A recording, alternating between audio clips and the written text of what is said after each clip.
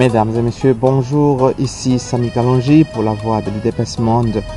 La section de l'UDPS Ontario a célébré le 55e anniversaire de l'indépendance de notre pays, la République démocratique du Congo, dans une atmosphère de prière et de dialogue. Les conflits les plus meurtriers de l'histoire ont toujours été en fin de compte résolus par un dialogue réunissant autour d'une même table les parties concernées. C'est dans cet esprit que l'indépendance de la RDC a été commémorée cette année ici dans notre section de l'UDPS Ontario.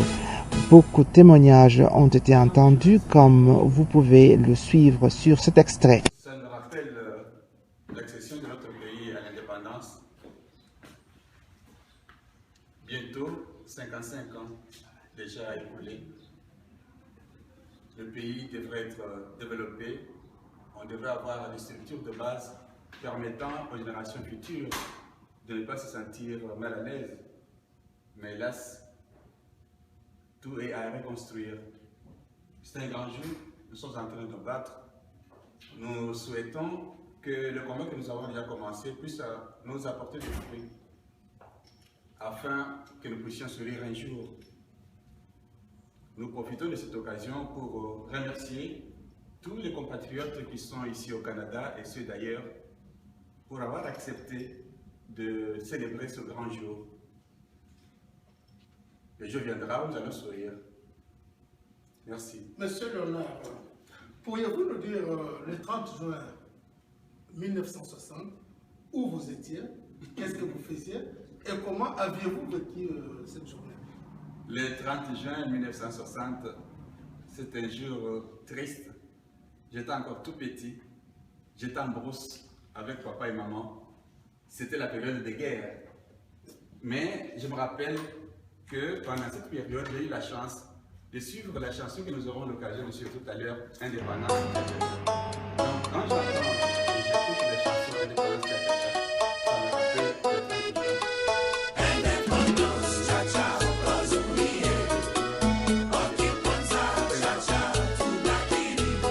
En attendant que les invités arrivent, les organisateurs de la cérémonie étaient déjà au rendez-vous pour assurer le protocole de bienvenue. Sur les images, le pasteur Timothée entouré de certains cadres de l'UDPS Ontario.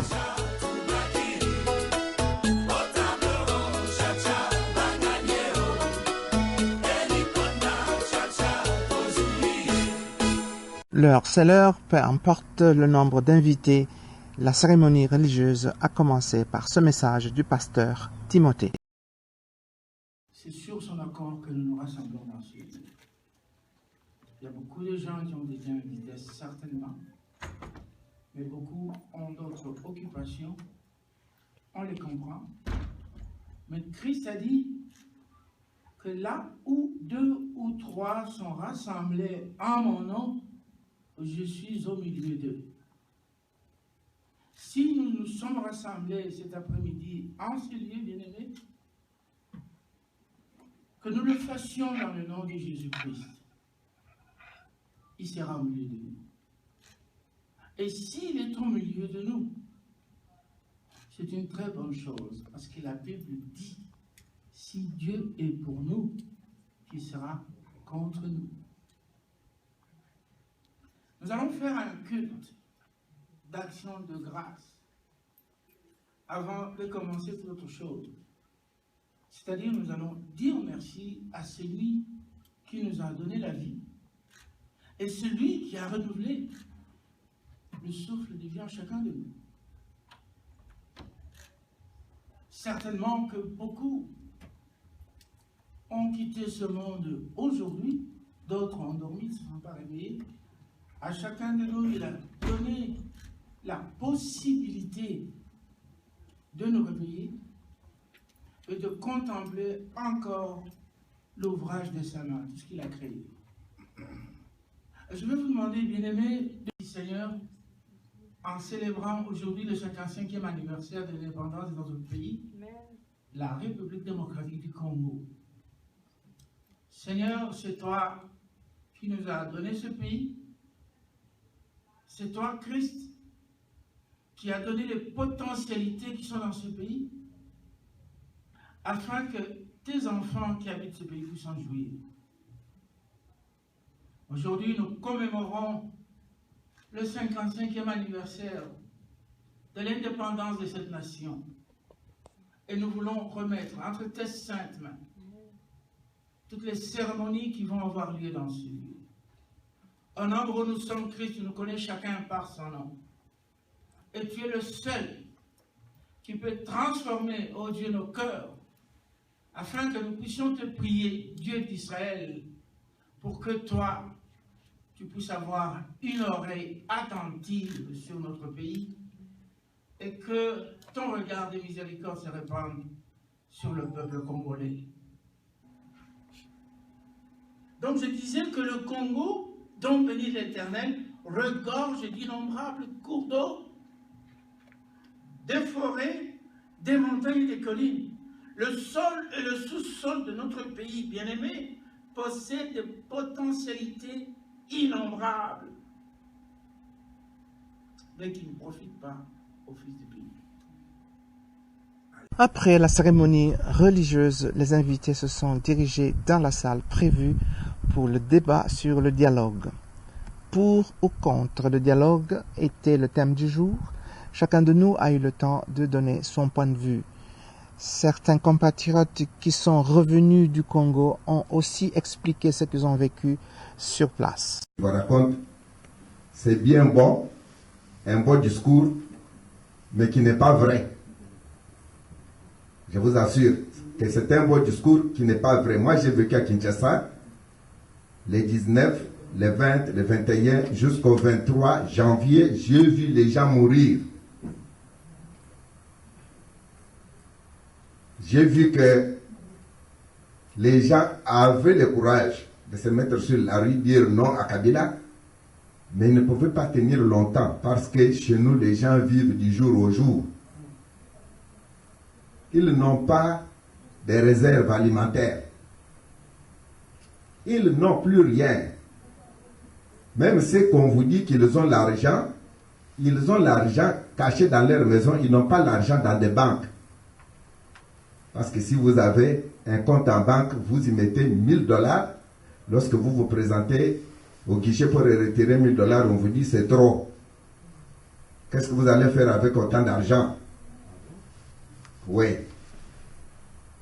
Donc, pensez la jeunesse qui est en train de dire oui, c'est ce que dit, c'est Mobutu, c'est peut-être. Ce discours-là est erroné, c'est déjà passé. Maintenant, il faut chercher la solution, comment il faut faire partir les étrangers qui nous occupent. Le Congo est occupé. Dans l'armée, il y a plus de 58 généraux rwandais, ougandais, tanzaniens, zimbabwéens et autres. Nous avons 53 groupes armés qui se battent dans l'Est. Quand on dit dans l'Est, ne voyez pas seulement les Kivu, parce que même le Katanga est occupé, une partie est occupée. Qu'on ne vienne pas vous raconter n'importe quoi pour que vous puissiez dire, nous la jeunesse, nous allons chasser Tshisekedi est fatigué. Regardez son âge, mais il est encore intelligent. Il est encore crédible. La seule personne qui peut dire un mot et puis les gens l'écoutent et puis ils font des analyses. Quand il peut faire 1000 discours par jour, personne ne l'écoute. Même ses propres agents avec qui il travaille, qui vont les rencontrer à Kingakati, ils n'écoutent pas son discours. Parce qu'il y en a, même qui se sont retirés, qui ne veulent rien savoir de lui. Mais qu'est-ce qu'il faut faire? Jadis, si Mobutu est parti, c'est parce qu'il y a eu les Congolais qui se sont réunis, entourés par les étrangers au Rwanda, au Burundi, en Ouganda, qui sont entrés au Congo pour faire partir Mobutu. Mais sans cela, Mobutu ne serait pas parti, malgré sa maladie. Pourquoi? Parce que les Congolais étaient fatigués. Ils étaient fatigués avec Mobutu. Ils voulaient le changement.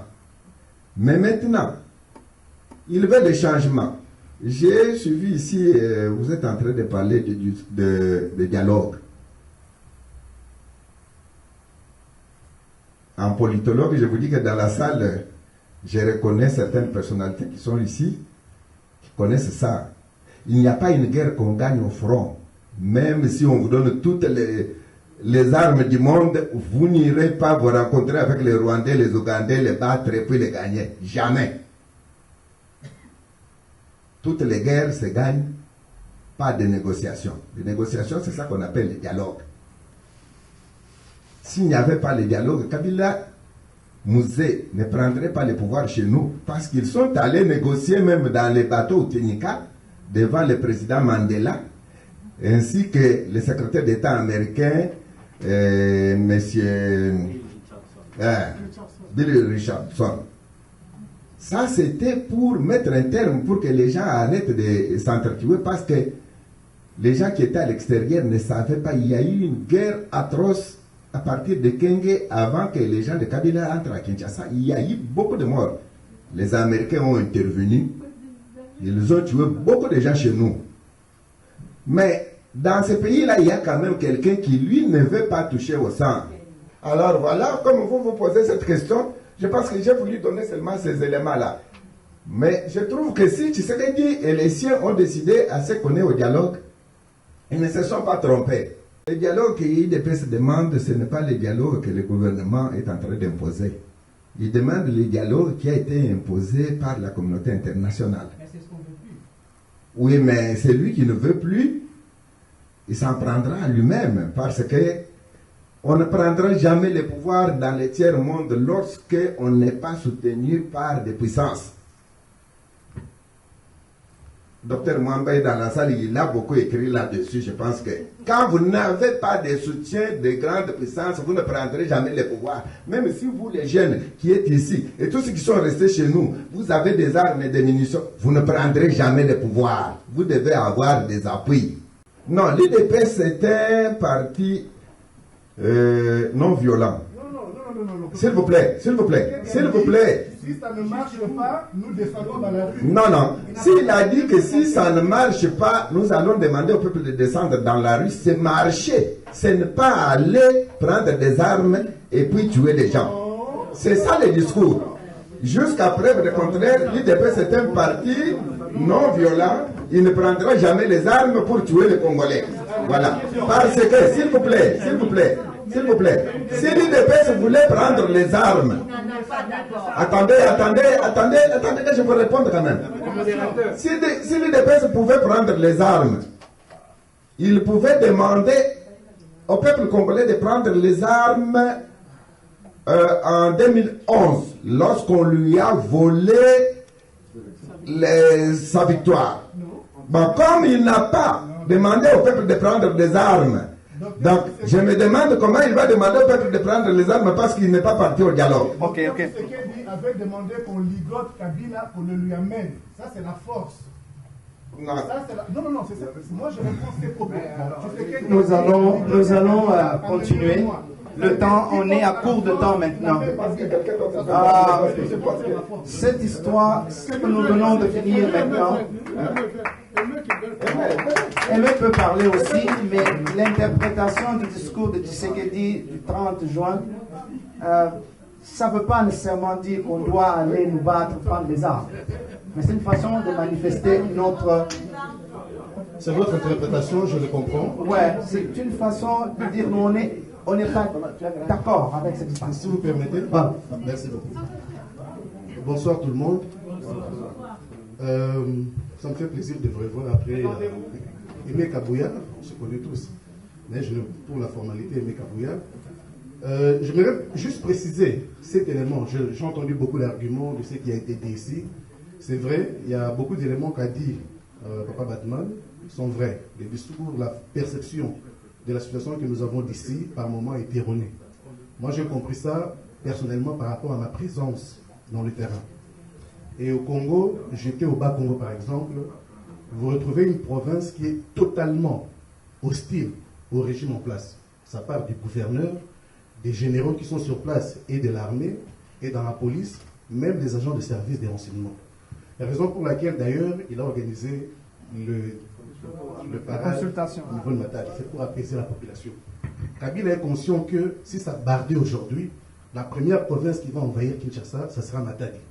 Mais en dehors de Matadi, vous avez des quartiers comme Kingastan, Massina, Ndjili.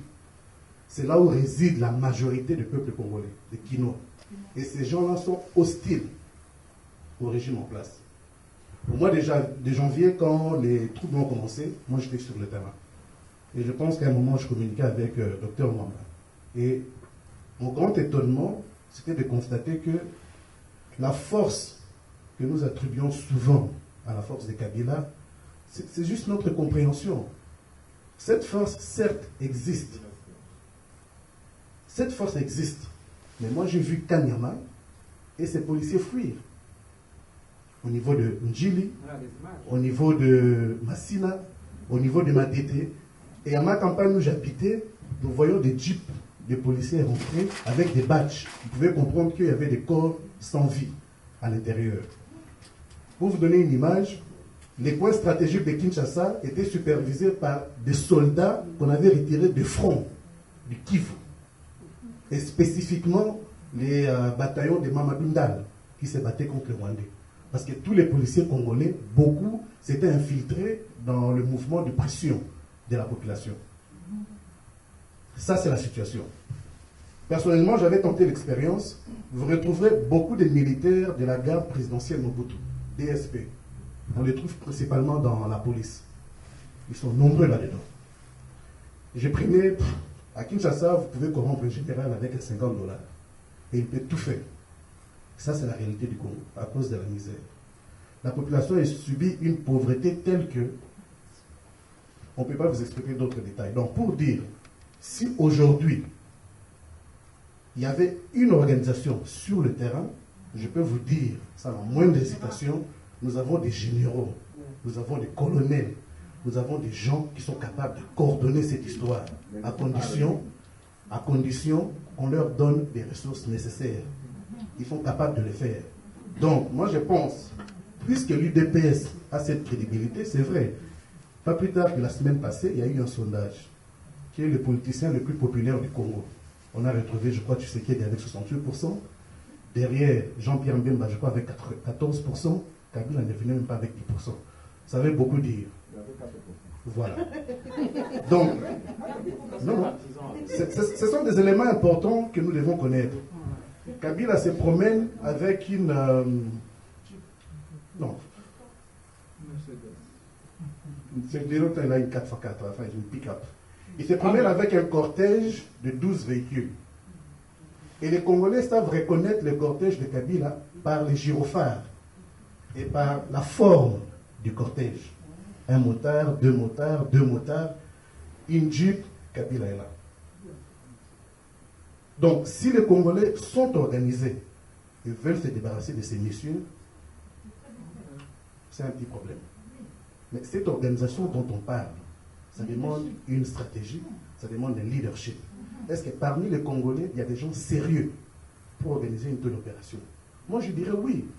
Parce que sur le terrain, vous avez des officiers de haut rang qui ne demandent que ça. Qui ont fait de la mort. C'est normal. D'où, moi, je dis, si nous devons revenir au dialogue, si l'UDPS participe au dialogue, il participera en position de faiblesse. Pour la simple et bonne raison que c'est Kabila qui organise ce dialogue. Ça, c'est une réalité. Une deuxième réalité, je voulais interpeller principalement le Canada, puisque la Fédération du Canada, au niveau du Congo, avait une très grande crédibilité. Mais les messages qui ont circulé ici au Canada, de part et autre, de la part des cadres de l'UDPS, ont discrédité cette fédération. Jusqu'à telle enseigne que, quand vous vous renseignez, c'est tout le monde qui se préclame être représentant ici, ainsi de suite. J'ai parlé avec beaucoup de gens depuis que je suis revenu, c'est une confusion. Je vais me parler avec un cadre dont je tais les noms au niveau de Kinshasa, il dira, nous n'arrivons plus. Ils n'arrivent plus. Ça leur dépasse la situation du Canada. Donc moi je pense, les élections c'est dans 1 an et demi. Et généralement, un bon stratège, si l'UDPS veut prendre le pouvoir, c'est maintenant qu'il faut commencer à aligner les troupes. Moi je vous informe, je suis candidat député. Dans le comté où je vais mettre ma candidature, j'ai déjà mobilisé les gens, les leaders d'opinion, ainsi de suite. Mais dans quel ordre allons-nous nous aligner dans ces élections? Par rapport à l'UDPS, qui risque éventuellement de contester ces élections ou de ne pas participer? Parce que Kabila, d'office, la Constitution les dit, les Américains sont clairs, Kabila doit partir. Mais généralement, quand ils prennent une position pareille, ils ont déjà quelqu'un avec qui ils coopèrent. Est-ce l'UDPS? Est-ce quelqu'un d'autre? Ce sont ces questions-là, moi je pense que les gens, les Congolais, et spécialement l'UDPS, doivent commencer à se poser. Sinon, arrivé à l'échéance au mois de novembre, on va tenir le même discours. Je vous remercie.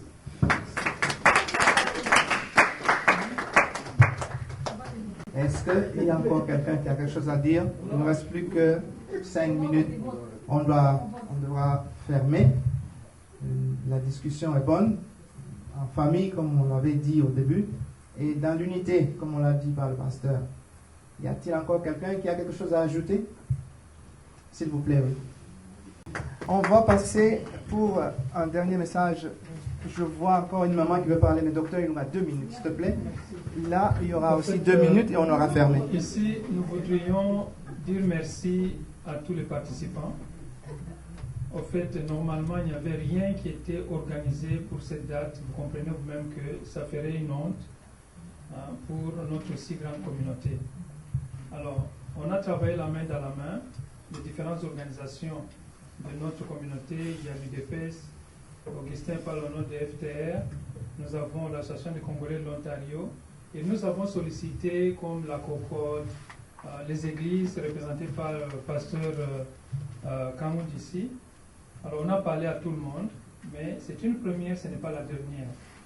Nous allons continuer à faire de pareilles choses parce que les Congolais ont besoin de se parler régulièrement et de ne pas considérer qu'on est des ennemis. Nous sommes tout simplement le même peuple. On peut avoir des points de vue différents, on peut avoir des idéologies différentes, mais nous sommes le même peuple. N'oublions pas ça. Les élections, c'est l'année prochaine. On doit se préparer pour ça. S'il vous plaît, restons debout. On est en train de travailler. On aura besoin de vous. Vous avez compris tous les messages. Ce pays nous appartient. Il nous revient à nous de l'arracher. Ouais. De faire le lobbying et de continuer à travailler dur. Merci à tous ceux qui ont contribué, qui ont participé à l'organisation de cette soirée. Que notre Dieu vous bénisse. Nous vous remercions. Merci Camille. La séance s'est déroulée dans un esprit patriotique et respectueux, tous à la recherche d'une sortie de la crise politique qui prévaut au Congo depuis 2011 et qui risque de se maintenir encore pour longtemps. Mikolo tosekanaki na mosolo ya mboka Congo ekoki tofungwani misolelo tomoni bozoba nyonso tosali mpo ya kobongisa Congo aveni ebongi tosala moto nyonso ata mwana Congo ya mosolo mpembe ya nzoku Congo ya bwanya kasa ya mbila Congo ya makasi moto ya nkoi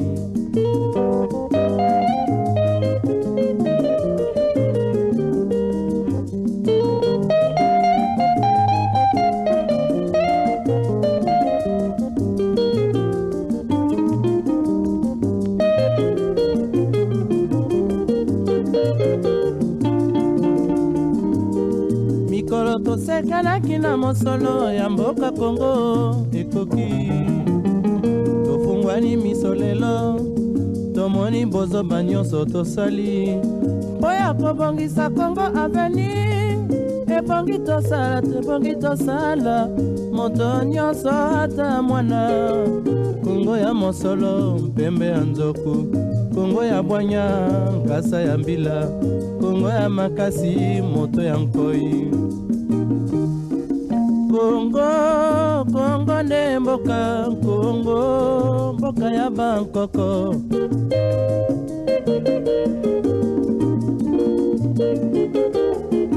Congo mboko mona pamba lobi mboko lula yango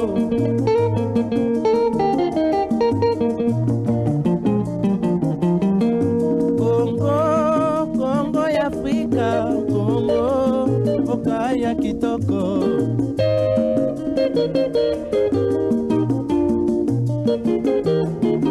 Congo ya batu mayele Congo bakobikisa yo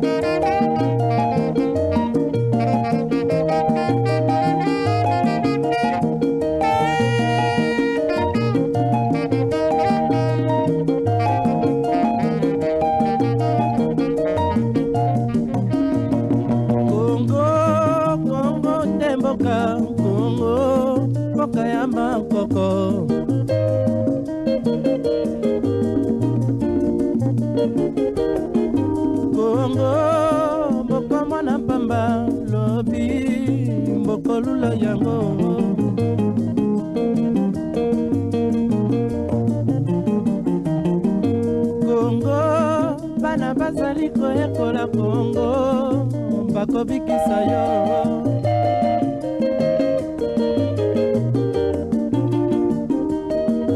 Congo, Congo ya bakoko, Congo, Congo ne mboka.